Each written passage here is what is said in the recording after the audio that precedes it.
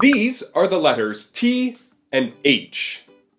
Together, T and H can either make the sound th or th. Can you say th? Here are 3 words that use the sound th. Listen and repeat after me. This, that, this, that,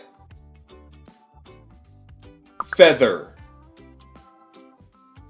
feather.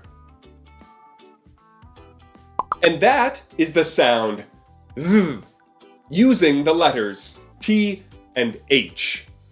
Great job!